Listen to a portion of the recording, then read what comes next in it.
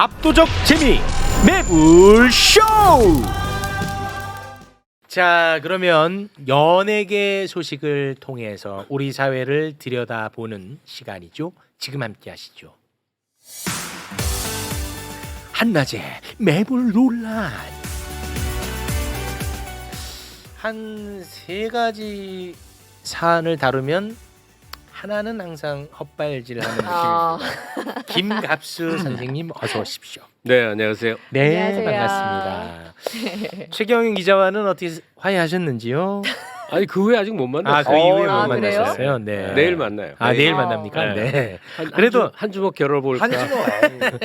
그래도 제 덕분에 그게 좀 웃음으로 승화돼가지고 분위기가 아주 나쁘진 않은 것 같습니다. 그러기도 하고 그 두 사람의 주장 다가 네. 동시적으로 함께 생각해 볼 거리예요. 그러니까요. 어느 네. 한쪽이 옳다가 아니에요. 맞습니다. 네. 네. 근데 거기에 추욱 씨가 기여를 많이 해줬어요. 대단히 네. 고맙습니다. 자, 그리고 이제 곧 결혼을 앞두고 아이고, 있습니다. 감사합니다. 허재무 씨 어서 오십시오. 반갑습니다. 9월에 인사드립니다. 허재입니다. 언제 결혼이죠? 내년 1월 생각을 하고 와, 있습니다. 내년 1월. 예. 와. 아주 오래 많이 벌어야 되는데 와. 아니 저기 성혁이 형님하고 수산이는 이렇게 행사를 많이 밀어주시나 봐요. 선생님? 저 정말 새벽부터 일어납니다. 일 찾으려고. 죄송합니다. 그 라인에 아직 허재훈 그게 없어요? 아니라 저는 허재무 씨 전화번호를 몰라요. 아, 그래요? 네. 왜냐면 전화번호를 넘겨야 되거든. 내가. 오늘 남겨놓고 가겠습니다. 잠깐만, 허재훈 씨 허재. 풋살 안 나가죠? 그거랑 전혀 관련 없어. 나는 그래요? 그런 사람이 아니에요. 뭐 근데 허재무 씨 그 이번 결혼은 네. 아주 이번 결혼. 이번 결혼은? 제가 이번 결혼은 성공리에 마무리를 좀 지어봐야죠. 이번 결혼은 네. 너무너무 내일처럼 기뻐서 아이고. 두 부부 될 사람들 시간 내면 내가 밥 한 끼 산다고 지금 계속 졸라대고 있는 중이에요. 예. 왜요? 왜 기분이 좋아요? 몰라 그냥 허재무 씨가 가정 꾸리고 애도 낳고 하는 모습을 보면 그래요? 이렇게 왜 인생에 좋은 그림 있죠. 이렇게 햇살이 쫙 비치고 와, 그래요? 애는 막 뛰놀고 와. 그러니까 이 건강한 삶의 그 표본. 스탠다드 딱 그런 느낌이 들어서 표본. 바라만 봐도 기분 좋아. 정말로요, 선생님? 저 아버지 대신에 저기 선생님 같이 함께 인사를 좀 드려보도록 하겠습니다. 하여튼 아직 상견례를 못 해가지고. 네. 상견례는 아이. 그 정영진 체육의 웃다가에서 하도록 거기 하겠습니다. 재밌더라. 와. 예. 대단히 그리고 고맙습니다. 상견례 같은 거 하지 마. 전화로 그냥 얘기해요. 아이고. 안에 웃다가에서 하면 돼. 알겠습니다. 자, 그럼 오늘 어떤 내용 준비해 오셨습니까? 예, 일단은 엔터 단신부터 좀 정리를 하려고 하는데 두 가지 준비했습니다. 하나는 기쁨의 웃음이 좀 나오고 하나는 어이가 없어서 웃음이 좀 터지는 두 가지 시작해 보도록 하겠습니다. 가을이 또 독서의 계절 아니겠습니까? 지선 선배님 네. 책 좋아하시잖아요. 좋아해요. 예, 8월 넷째 주 예스24 종합 베스트셀러 표를 좀 가져왔는데 네. 보시면은 9번, 9번째 언젠가 우리가 같은 별을 바라본다면 차인표 씨가 쓰셨어요. 와. 차인표가 소설가로 변신을 했는데 와. 위안부 내용 다루고 있는 소설이거든요. 요즘 매스컴을 통해서 역주행하면서 지금 계속 차트가 올라오고 있는 상황입니다. 이 소설이 차인표 씨가 1997년에 TV를 통해 방영된 위안부 훈할머니의 귀국 현장을 직접 보면서 이거 소설 써야겠다 와. 마음을 먹었다고 합니다. 위안부로 끌려가서 캄보디아 오지에서 무려 55년을 살아온 한 할머니가 아리랑을 부르는 모습을 보면서 차인표 씨가 바늘로 가슴을 찌르는 듯한 분노를 느꼈다라고 해상을 합니다. 10년 걸렸다며 10년. 네, 10년에 걸쳐로 지금 이걸 소설로 써냈는데 집필한 이유에 대해서 물어보니까 할머니들의 마음을 좀 가볍게 해드리고 싶었다. 그리고 용서를 구하는 사람이 없으니까 와. 책에서라도 좀 용서, 사과를 받는 모습을 그려내고 싶었다라고 네. 이야기를 하는데 이 용서를 구하는 사람이 없다. 씁쓸하지만 현실입니다. 현실은 더하는데 영상을 하나 제가 준비를 했습니다. 보시죠. 무슨 그 영상? 일반군 위안부에 대해서 후보자는 어떤 입장을 가지고 있습니까? 위안부입니까? 아니면 강제입니까? 아니면 자발적입니까? 논쟁적인 사안이기 때문에 답변하지 않겠습니다. 이걸 답변 못합니까?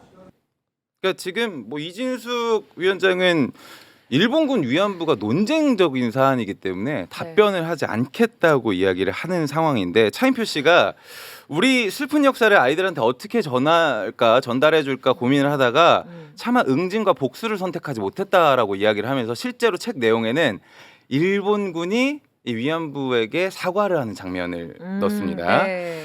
이 소설이 지금 역주행하고 있는 이유 중에 하나가 이 작품이 옥스퍼드대 필수 도서로 지금 선정이 됐거든요. 와. 실제로 옥스퍼드 측에서 직접 연락이 와서 3학년, 4학년 그리고 석박사 학생 교재로 좀 쓰고 싶다라고 이야기를 했다고 해요. 쾌거다, 쾌거. 예, 현재 그리고 세계 각국에서 판권 문의가 이어지고 있는 상황인데 저는 좀 아이러니한 게 네. 일본에서 그렇게 판권 문의가 많이 온다고 합니다. 네. 지금. 아, 진짜요? 네. 오. 그래서 지금 이런 소설가 차인표 씨의 행보가 우리 정부는 어떻게 바라보고 있는지 첫 번째 단신을 좀 준비를 네. 했고 바로 두 번째를 좀 만나보도록 하겠습니다. 아니 요거는 어떻게 뭐 더 이상 뭐 첨언할 말씀은 없으십니까?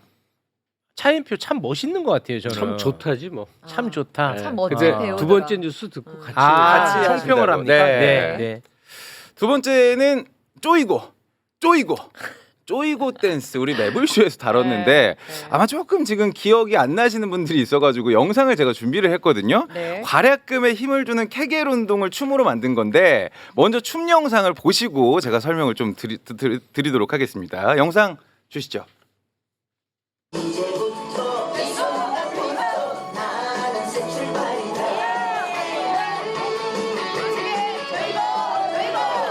쪼이고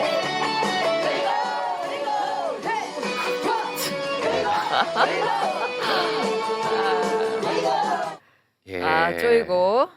이게 지금 가운데에서 정장을 입고 춤을 추는 사람이 김용호 서울시 의원이에요. 이 춤을 추면 골반 근육과 자궁이 더 강해져서 더 쉽게 임신할 수 있을 것입니다. 이게 무려 저출산 대책으로 내놓은 춤이거든요. 네. 당시에 이재명 민주당 대표가 이거 쪼이고 댄스는 인간을 능멸하는 말이냐라고 비판을 했고 굉장히 많은 분들이 또 비판을 했던 댄스였는데 이 쪼이고 댄스를 홍보한 김용호 의원이 최근에 상을 받았습니다. 그것도 장관상을 받았습니다. 저 쪼이고로요? 네, 지난 8월에 열린 2024 웰리스 어워즈 개막식에서 시민 건강 증진에 기여했다라는 공로로 복지부 장관상을 수상을 했는데요. 이 어워즈가 그냥 뭐 시상식이 아니라 채널A가 주최를 하고 문체부, 보건복지부, 여성가족부, 정부 부처에서 후원을 하는 그러니까 우리 세금이 쓰이는 시상식이거든요. 그래서 지금 일단 김용호 의원은 앞으로도 시민 건강과 안전에 힘을 쓰겠다 수상 소감까지 전했습니다. 그런데 이 온라인에서 뉴스가 나가니까 괄약근 힘이 없어서 저출생이었구나, 우프다라는 이야기가 좀 나오고 있습니다. 네. 두 가지 소식 한 번에 전달을 해드렸습니다. 네. 아유 그 저출산 댄스 그 자체만으로도 이게 조롱거리였는데 야 그거 다 덮였거든요 이제 워낙 문제가 되는 게 많아서 근데 이걸 또 장관상을 주면서 또 다시 수면 위에 끌어올리는 정말 저 힘들어요. 아이 그지 마요. 뭘 그지 마요. 좀 웃으면 안 되나? 아유 웃음이 납니까 그러니까 이게.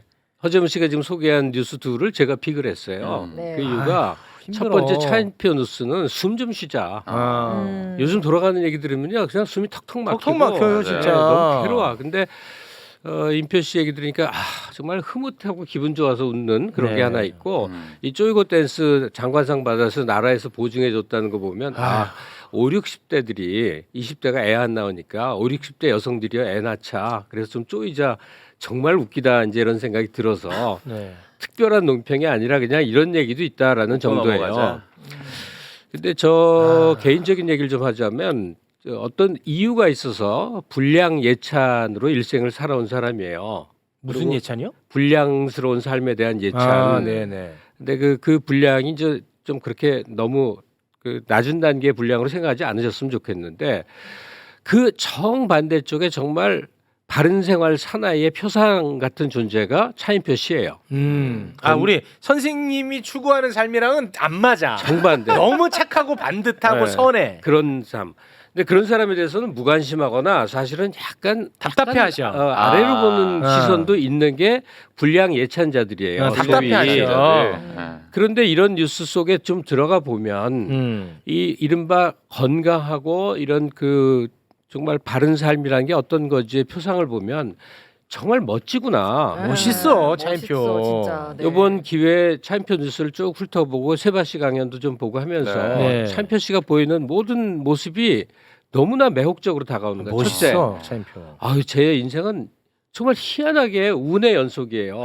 나도 거기에서 차인표 씨가 감동받았는데. 그랬죠. 예. 배우 된 게 자기가 무슨 배우 될 준비가 된 것도 아니고 맞아. 배우 외모를 타고난 것도 아니고 아무 준비 없이 그냥 경제학과 나와서 직장 다녀볼까 했는데 어떻게 우연한 기회 했는데 툭 맞아. 배우가 됐어요. 그러니까 자기 존재론조차도 철저하게 객관화해서 자기를 보는 거예요. 와, 나 거기 타고난- 소름 돋았잖아. 기이한 예술가 성향의 사람도 있지만 차인표는 그게 아니라 멀쩡한 그냥 똑똑한 청년이었을 뿐인데 이후에 이제 차인표 씨도 봉사활동으로 유명한 사람인데 그렇죠. 첫 봉사 인도 가게 됐는데 너무나 가기 싫었는데 그것도- 마누라가 하도 맞아. 때밀어서 나도 그거 좋았어 그 데모. 도저히 시내라한테 이길 수가 없어서 갔는데 가보니까 좋긴 좋대요. 갈 때도 그 1등급 타고 갔는데. 나 1등급 차 타고 호화롭게만 다녔는데 해보니까 좋아요. 근데 이 사람 얘기가 여기까지인데 실은 그 후에 계속 한 거야. 끊이지 않고 연탄 배달 봉사서부터 끊임없이 하는데 자기 거를 요만큼만 표현을 하는 거예요. 네. 뭐 여기까지도 바른 생활이야. 뭐 그러니까 배우로서 또 개인 삶을 뭐라 그럴까 아주 모범적으로 사는 것까지는 여기야. 근데 거의 다 우리는 여기까지일 뿐이에요. 네. 그 외에 어딘가에 자기 혼자 고독한 시간에 개인 추구를 한다는 건요. 이건 무지하게 어려운 일입니다. 저도 과거에 글 써서 밥 먹고 산 사람으로서 아는데 원고지 메꾼다는 일은 너무너무 힘이 들고 하기 싫은 거예요. 누가 때밀지 네. 않아도 한다는 거는 정말 힘든 일이에요. 고독하게 혼자 그림 그리는 연예인 출신 화가들도 존재하죠. 네. 그런 식으로 이 차인표 씨는 위안부 문제를. 그러니까 소설을 쓰고 싶었던 거예요. 근데 네. 그 소설 동기가 뉴스에서 본 위안부 할머니의 귀한 모습을 보면서 맞아요. 가슴이 뜨거워졌던 거야. 네. 이런 것들이 결합이 돼서 소설로 완성이 됐고 이후에 2편을 더 완성해서 현재 3권이 출간이 됐고 그리고 현재도 새로운 걸 쓰고 있어요. 여기에 또 이제 그 아주 즐거운 행운이 따른 거죠. 옥스퍼드 대학 하면 그래도 우리가 하고 긴장하게 되는 수준의 세계적 대학인데 거기 이 아시아 중동 학부에 교재로 쓰이게 됐다. 그래서 강연도 하게 되고 이건 대단한 일은 아니에요. 좋은 일이지. 좋은 일. 예. 그러나 이렇게 혼자 고독한 작업 끝에 낸 소설이 이런 과정과 이런 결실도 맺고 하는 걸 보면서 네. 참 멋지고 좋다. 멋있다. 그래서 진짜. 자기 이름을 이 옥스퍼드 대학 강연에서 이름의 의미를 설명하더라고요. 인표가 인은 사람이라는 뜻이고 표는 스탠다드라는 뜻이다. 부모가 나한테 그냥 표준적인 사람이 되라는 뜻으로 지어준 것 같다. 이런 스탠다드면 정말 이렇게 이렇게 세워놓고 그러고 싶죠. 훌륭하죠. 네. 멋있더라고요. 아니 그 자기는 운 좋아서 배우가 됐고 연기 맞아요. 못하는데 인기를 어. 끌었대. 이렇게 생각하는 것도 굉장히 어렵고 네. 그렇게 말하는 건 더 어렵습니다. 근데 그 얘기를 하면서 그렇게 얻은 인기를 어떻게 사용할지를 고민했다. 진짜 멋있다. 와, 나에게 정말 많은 영감을 줬습니다. 저의 이 인기를 어떻게 쓸지 고민 많이 하거든요. 어떻게? 선행의 우기형이잖아요. 와, 나에게 진짜 영감을 간만에 주는 사람이 나타났어. 차인표. 최욱 씨 예. 정신 차려. 정신 차리래. 죄송합니다. 그 정도 인기는 아니다. 알겠습니다. 몰라. 알겠습니다. 자, 이 정신 차리네. 세상에 이런 사람도 있어요. 그리고 네. 그 조이고 댄스에 대해서는 하나 보태고 싶은데 네. 그 왜 이런 것들이 장관상도 받고 이렇게 이게 방송에도 뭐예요, 고무 이거? 선양될까 이게 뭐야 한데 이거? 역시나 모든 정권은 자기 주 지지층에게 호소하는 정책을 하는 수밖에 없어요. 아까 내가 이렇게 들어보니까 그 쪼이고 쪼이고 할 때 배경음악이 뭐 국거리 장단 같은 거던데 네. 제가 들은 버전은 저거였어요. 종로에는 사과나무를 심어보자. 이게 1980년에 네. 전두환 등장하고 나서 세상을 밝게 한다는 건전가요였어요. 이용 씨가 불렀던. 네. 그러니까 이들의 뇌리를 지배하는 거는 아직도 지금은 80년대인 거야. 그리고 80년대 노래에 맞춰 뭐 이렇게 춤을 추는데 네. 이게 그러니까 70대 이후 나이 먹은 사람들의 지지에 의해서 지금 20 몇 % 유지가 되는 정권이거든요. 네. 그러니까 그들에게 호소력을 갖는 이런 것들을 정부에서 보증하고 권장할 수밖에 없으니 네. 세상 참 멋지게 돌아간다. 네. 젊고 치열하고 그다음에 세계와 함께 호흡하는 이런 것들이 이제 어디 갔는지 모르겠어요. 알겠습니다. 노인들의 천국이 이런 모습에서 보여지는구나. 아니 그냥 이거 뭐 회춘 댄스 해서 그냥 맞아. 뭐 산 주면 우리가 뭐 다루기까지 하겠습니까? 그렇죠. 예. 이걸 저출산 댄스로 해버리니까 아주 뚜껑이 날아갔네. 의료 종사자들이 한마디도 여기에 대해서 안 한 걸로 제가 알고 있거든요. 그게 왜 그러냐면 너무 어처구니가 없으면 뭐라고 말을 못 하는 거예요. 네네. 주위에 혹시 의료계 사람 있으면 한번 물어보세요. 네. 관략근을 막 하면 애가 잘생긴다는 이게 네. 무슨 네. 말이나 되는 소리를 지금 하고 있는 건지. 알겠습니다. 자, 그럼 빠르게 네. 다음 이슈로 넘어가겠습니다. 두 번째 이야기는 친일의 끝을 잡고입니다. 이 방송의 역할을 국민에게 홍보하기 위해 정한 날이 바로 방송의 날인데 내일입니다. 이 방송의 날이. 내일이야. 그런데 대한민국 방송 현실이 굉장히 씁쓸합니다. 먼저 KBS인데요. 2003년에 입사해서 간판 스포츠캐스터로 활약한 이광용 KBS 아나운서. 또 얘기해? 더 라이브에서 최욱 선배와 또 합을 맞췄죠. 네. 아, 이거. 지난 30일에 SNS에 이 사원증 사진을 올리면서 이렇게 씁니다. 이별 그리고 출발. 저의 오랜 일터였던 KBS를 떠납니다. 21년 만에 퇴사를 하게 됐습니다. 뿐만 아니라 이제 황정민 아나운서 아, 네. 저랑 또 라디오 오래 했거든요. 황정민. 19기 공채로 입사를 해가지고 VJ 특공대 많이 또 기억을 하실 텐데 31년 만에 퇴사를 합니다. 네. 마지막 생방에서 결국 눈물을 흘렸다고 하는데 이 두 사람 특별 명예퇴직으로 KBS를 떠나게 됐습니다. 지금 KBS가 적자가 장난이 아닌 상황이에요. 1,600억. 지금 네.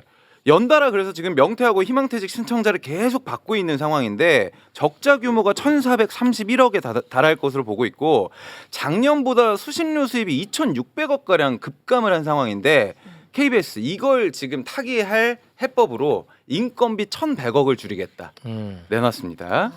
경영난이 이런 상황인데 광복절에 기미가요 틀고 있고요. 이승만 다큐 송출하고 있고 박민 사장이 지난 28일 과방위 전체회의에 참석을 해서 일제강점기 선조들의 국적이 어딥니까라고 물으니까 생각을 깊이 안 해봤습니다라고 대답을 회피를 합니다. 사실 지금 현 정권 뭐 특히나 기관장이라든지 뭐 정부 인사들의 이 친일 역사관이 논란이 많이 되고 있는데 이 주옥 같은 발언들이 너무 많아가지고 영상으로 좀 준비를 했거든요. 영상을 함께 보고 다음 이야기 전해드리도록 하겠습니다. 우리 선조들이 전부 다 일본 일제시대 때 그럼 국적이었다고요? 우리나라 국적이 전부 한국입니까? 일제시대 때 무슨 한국이 국적이 있었습니까? 나라가 망한데 무슨 국적이 있어요?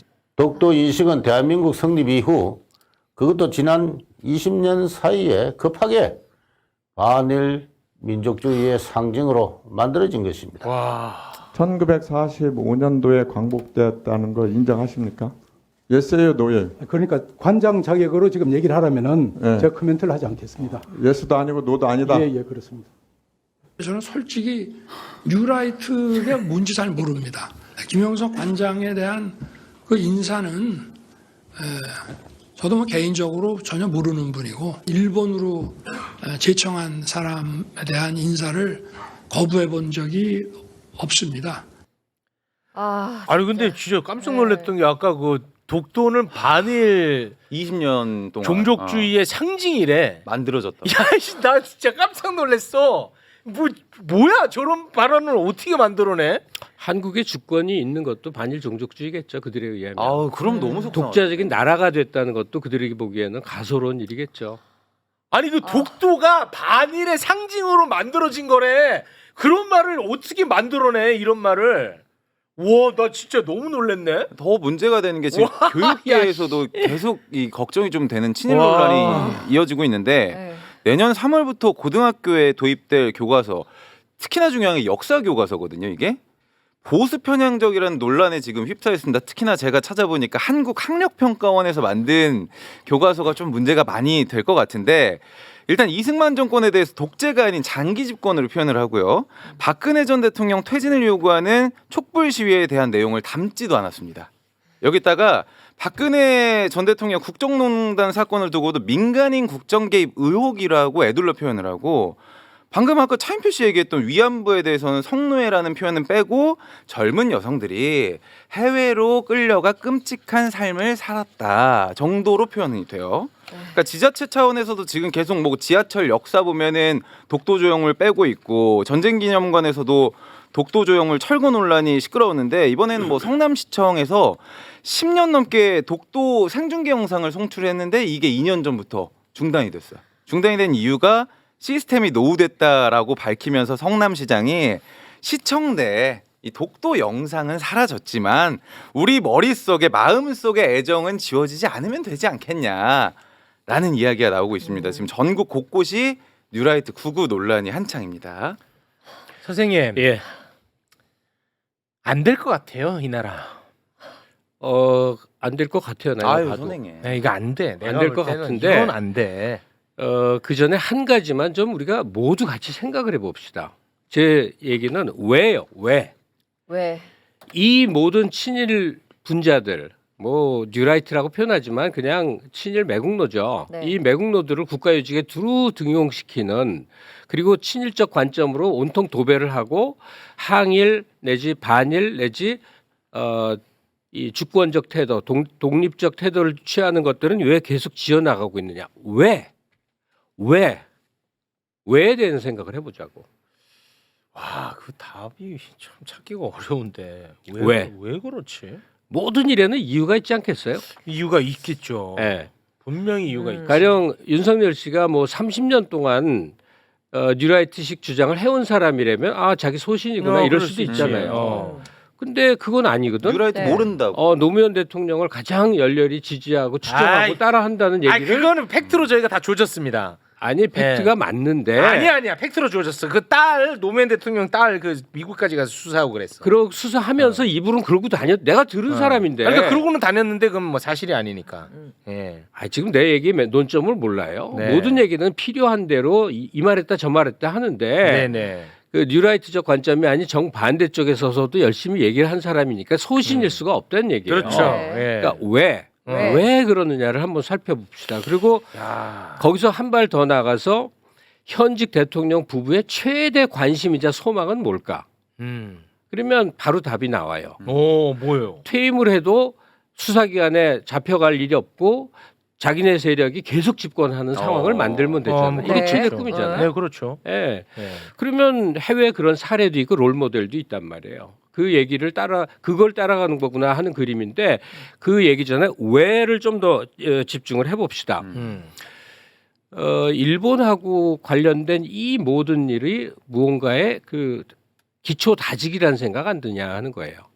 일본에 대한 거부감 내지는 일본과의 역사적 대립 구도 속에 있는 것들을 어떻게든 지우거나 덮거나 하여튼 힘으로 행사해서라도 네. 일본하고는 화해 협력적 관계를 가져간다는 게 단 하나의 목표를 향해서 간다. 네. 내년 예정돼 있는 한일 뭐 신동맹 선언 뭐 이런 식으로 해서 군사 동맹을 하고자 하는 것이다. 내년에. 이거예요. 네. 그러면 일본하고 군사 동맹을 맺는 게 뭐가 좋으냐? 어. 그거 한번 생각해 왜? 봅시다. 이게 영구 집권 전략과 그대로 들어맞는다 이거예요. 어떻게 해요? 궁금하네. 한국군은 네. 군 통수권자라 하더라도 함부로 전쟁 도발을 못 합니다. 네. 왜? 미군의 종속, 형식적으로 유엔사에 종속돼서 작전 통제권이 없잖아요. 그러니까 북한하고 뭐 어쩌고 한다 하더라도 티격태격 수준인데 일본은 얘기가 다르죠. 일본이 원하는 것을 우리가 국가 이익을 상당수 넘겨주는 대신에 일본은 한국 집권 세력이 원하는 군사 도발이라든지 작전만 휴전선 부근에서 하면서 포맷발 쏘면 바로 북한 대응이 일어나니까 한반도는 바로 전시 상태에 들어갈 거 아니에요. 네. 거기다가 미국의 입장 또 한번 생각해 보세요. 미국은 군수산업이 미국 경제의 10%가 넘는 거대 군수산업 국가인데 네. 지구상 어딘가에는 전쟁 직전의 상황이 바로 계속 이루어져야 되는데 그게 항상 중동이었는데 중동 많이 임수했거든요. 그러니까 중국을 견제하기 위한 동아시아 쪽에 뭔가 군사적 긴장 상태가 반드시 필요한 건 틀림없죠. 그래서 신나토 그러니까 동아시아 나토를 만들겠다는 게 그거겠죠. 네. 그런데 역사적으로 보면 그렇게 해서 전쟁 비슷한 상황이 벌어질 때 누가 죽어야 되느냐.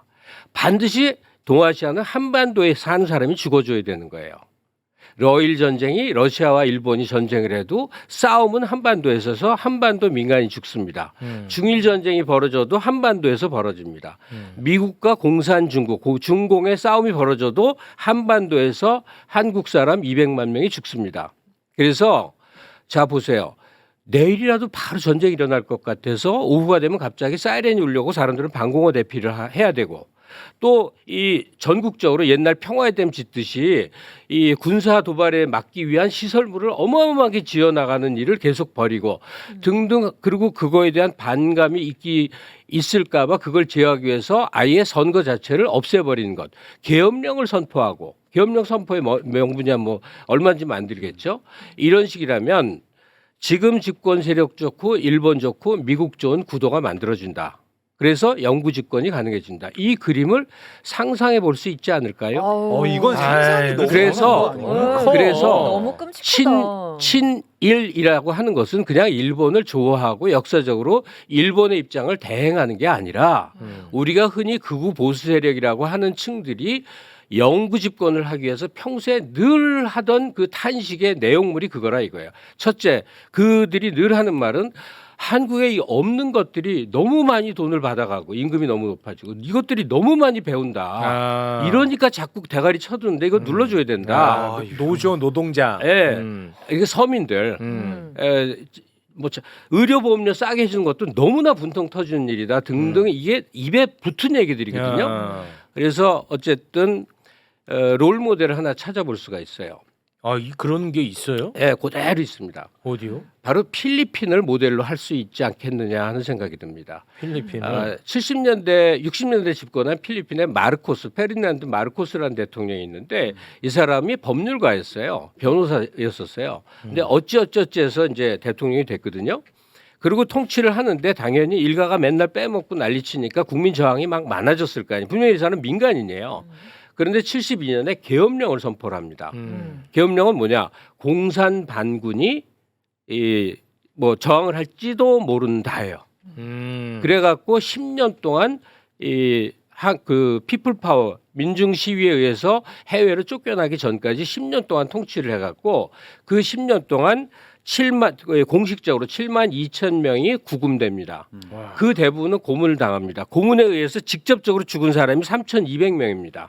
그리고 그 외에 여러 가지 활동 제한을 받은 사람은 숫자로 잡히지 않는 정도입니다. 네. 그때 필리핀은 엄청 부강한 나라였다. 마르코스 재임 때문에 쫄딱 망해갖고 지금까지도 빈곤국이어서 전 세계 청소부를 필리핀 사람들이 합니다. 네. 이런 일이 벌어졌으나 필리핀은 상류층들은 여전히 초호화 부자입니다. 근데 놀라운 일이 있어요. 피플 파워, 민중 저항이 일어나서 이 마르코스 일가들은 다 해외로 쫓겨나거든요. 그런데 그걸 대체한 세력, 우리나라 치면 국힘이 있고 민주당이 있으면 민주당이 집권을 했는데 이 민주당이 어떤 사람들이냐? 마르코스 내와 똑같은 수준의 대지주의 집안들이었던 거예요. 그래서 그냥 주거니 받거니 했으나 하나도 변한 게 없는 가운데 마르코스 일가들은 다시 귀환해서 그 마르코스의 부인 이멜다는 다시 상원의원인가 하원의원인가 하여튼 의원이 되고 그 아들 봉봉 마르코스가 집권해서 현직 필리핀의 대통령이에요. 그래서 자기 아버지 마르코스 내에 이뤄졌던 모든 나쁜 행적을 싸그리 지우고 있습니다. 보도도 못하게 하고 다큐멘터리를 못하게 해요. 다시 말해서 어떤 악행을 저질러도 잘하면 이건 유지가 된다. 네. 이 사례가 있는데, 그러니까 일본의 협조를 얻기 위해서 한국의 이제 첨단 산업 분야의 이권을 일본에 대거 넘겨준다든지 뭔가 해서 일본도 득이 있으니까 하겠지. 대신에 남북 간의 전쟁 긴장 상태가 유지가 되면 보수 세력은 계속 집권한다.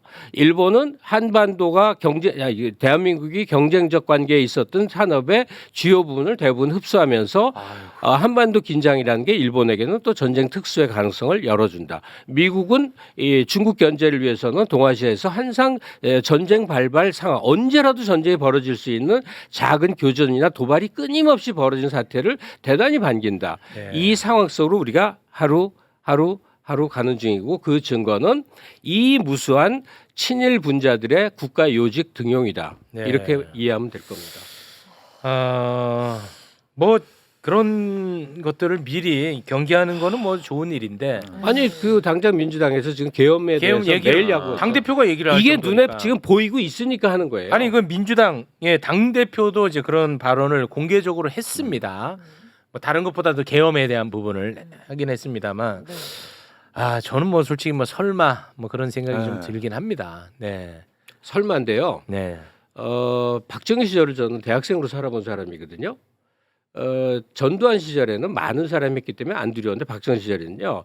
중정 남산에 끌려가서 저 맞으면 얼굴에 불을 껴안거나 뛰어내려서 자살을 하는 사람이 속출하는가 하면 정신 분열 때문에 일생이 망가진 사람이 수두룩 빽빽이에요. 네. 그러니까 지금 대통령 윤석열 씨가 하도 언행이 부실하잖아요. 네. 막 아무렇게나 내지르고 앞뒤 안 맞는 말 하고 그러니까 아. 되게 우스워 보이는 게 많죠. 음. 그러니까 사람들이 그걸 보고 있어.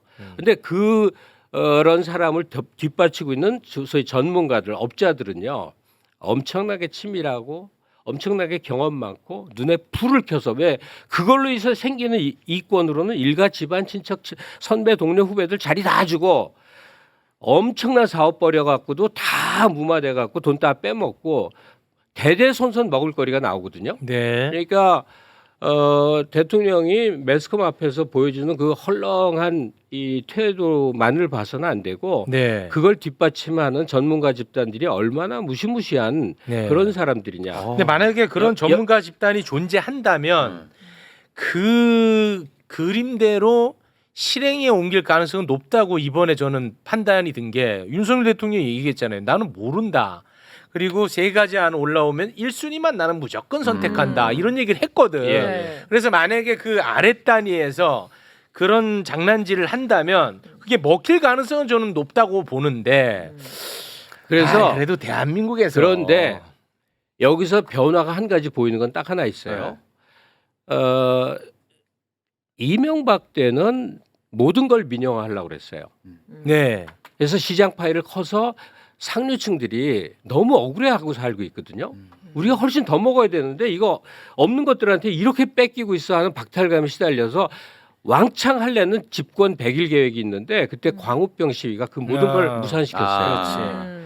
박근혜 때는 통진당 해산과 국정교과서 하려는 게 의미하는 바가 뭐냐면 거대한 국가주의적 체제를 만들려고 그랬어요.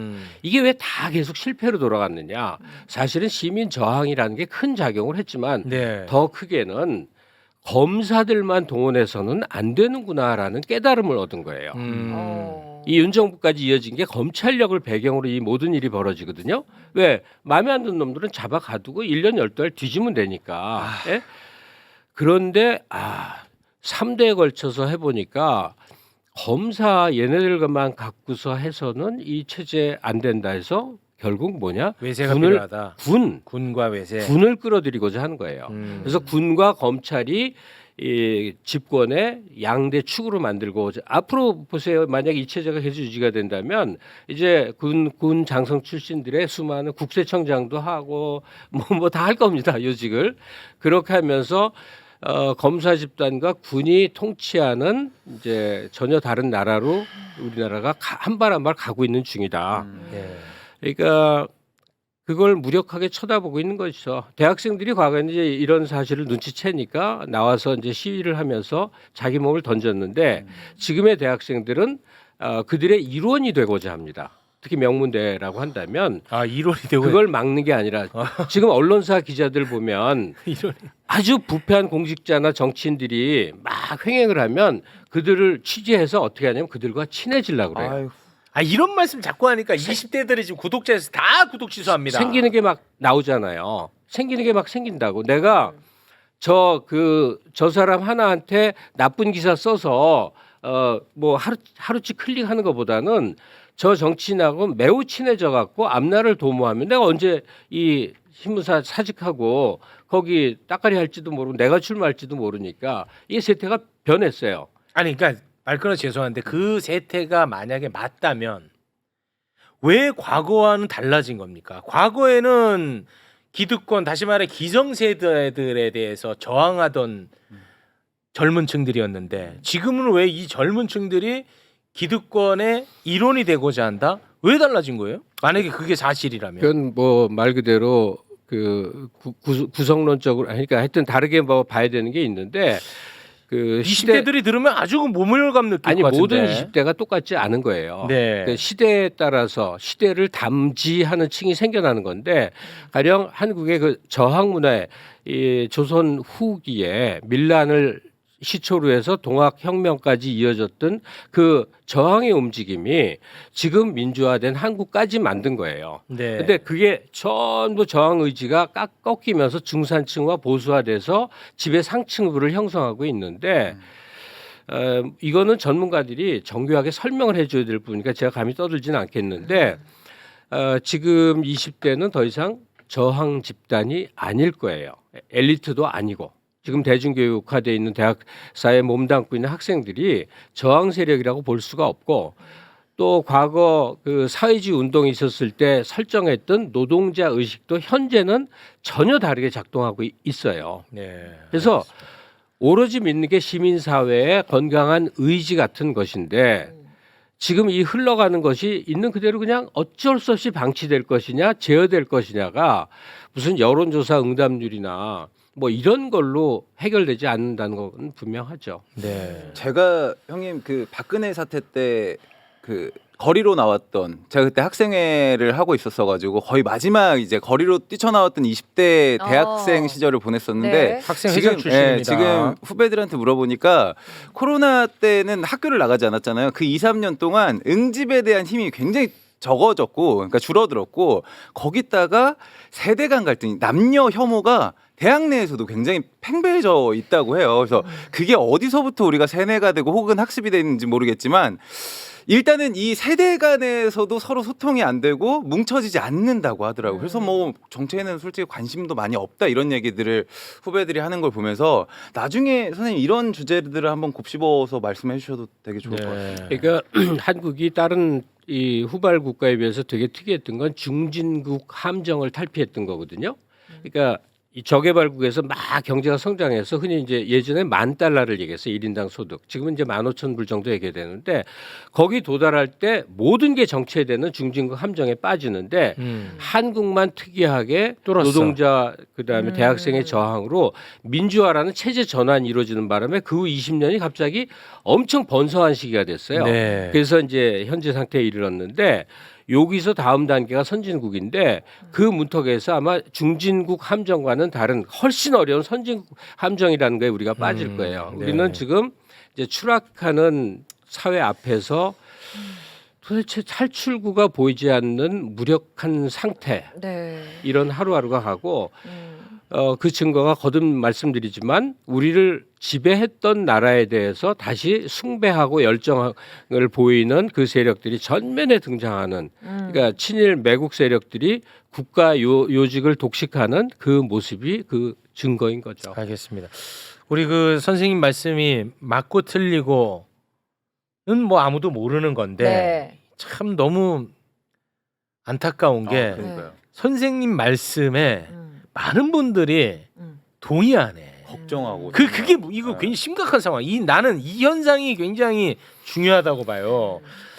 저런 말을 듣고 동의한다는 거는 네. 지금 우리 이 상황에 대한 불신이 너무 크다는 거야. 둘 중에 하나예요. 우리는 여기까지인가 봐. 이렇게 자포자기하는 생각이 있고 이럴 수는 없잖아.